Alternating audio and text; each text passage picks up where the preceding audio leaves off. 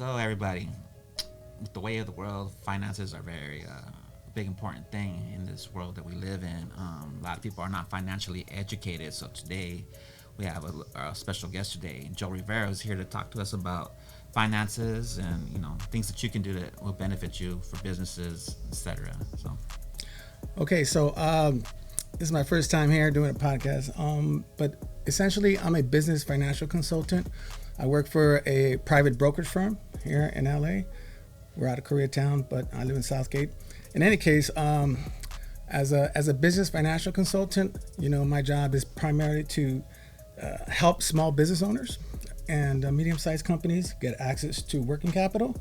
But I really want to focus on the Latino community and the little mom and pop operations throughout the city of LA, and help them get educated and basically explain to them that if they're rejected by their banks, that our private banking institutions, the ones I represent, the ones I work with and negotiate on behalf of my clients, which are primarily located out in New York on Wall Street, where the stock market is at, about a dozen banks, they're all in that row.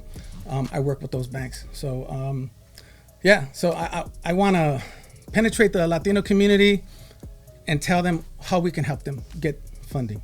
Okay, so say somebody has bad credit, how would they go about doing it with your banking? Okay, so with Liquidus Funding, that's the name of our company. We focus heavily on individuals, or I would say entrepreneurs or business owners with bad credit. So those individuals, those companies that have bad credit would fall under a category which would be like C paper. The lenders consider, if you're like A paper, you're good or excellent. You're B, you're average. But C paper, the banks, I have certain banks that work with C paper credit, which is bad credit. And the parameters on the credit scores would be like 600 to 550. Okay. That's kind of like the bad credit zone. Right. But I can pretty much, and we help them by giving them funding, because most likely with bad credit, you're not gonna, whatever their banks are, whoever they bank with for their business banking checking, they're not gonna help them, Okay. So it doesn't mean that, so let's just say my sister wants to open up a small business and she needs 25 grand, but she has a credit score of 560. Would you be able to still do it? Sure. So as long as you're above 550, okay. All right. That's the threshold, right? 550 is like, that's the bare breaking point. Below 550, I'm gonna have to say, I will tell them, you know what, you have to do two things. Pay a credit repair agency to fix your credit.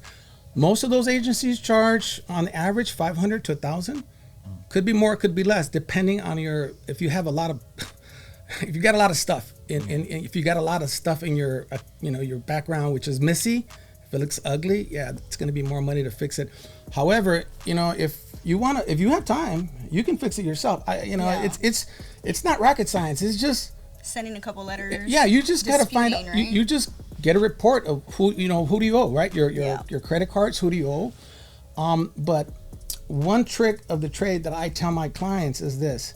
It's called a 30% credit card utilization. What it means is, if you have a credit card and you maxed out at 10,000, to boost your credit, you want to keep it at 30%. So you want to have what you owe. If you max out at 10 and you owe 7, you got to bring it down to 3K. Okay. That's 30% utilization of your credit cards.